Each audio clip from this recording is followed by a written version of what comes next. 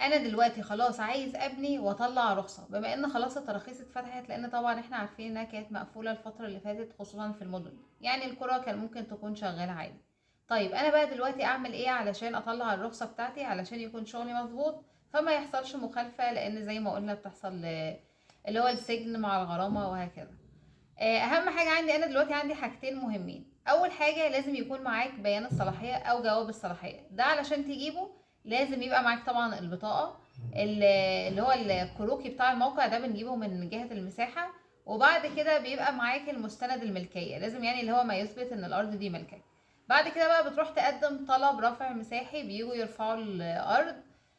الطلب ده بياخد له مثلا 15 يوم، وبعد ما بيتوافق عليه بتبدأ بقى تاخد بيان الصلاحية.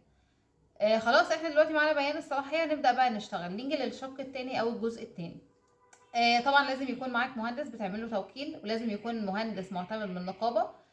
مهندس نقابي يعني بيعملك بقى الرسومات المعماري والإنشائي، وبيعملك بقى كل حاجة، النوتة الحسابية، شهادة الإشراف، تقرير التربة. كل الكلام ده بيظبط لك الورق والرسومات، وطبعا وثيقة التأمين لو في يعني وثيقة في المجمعة العشرية، لأن ده بيكون حسب المبنى بتاعك يعني. مش كل دلوقتي بيكون ليه وثيقة تأمين. المهم ان احنا بنشوف بقى كل الرسومات وكل الكلام ده، ونظبط المستند بتاعنا او الفايل بتاعنا. وطبعا بنبقى بنتابع مع اللي هو بقى الحي المركز التكنولوجي، وتروح تقدم على الورق بتاعك فبتاخد الرخصة. اول ما تاخد ورقة الرخصة بتاعتك خلاص تبدأ تبني.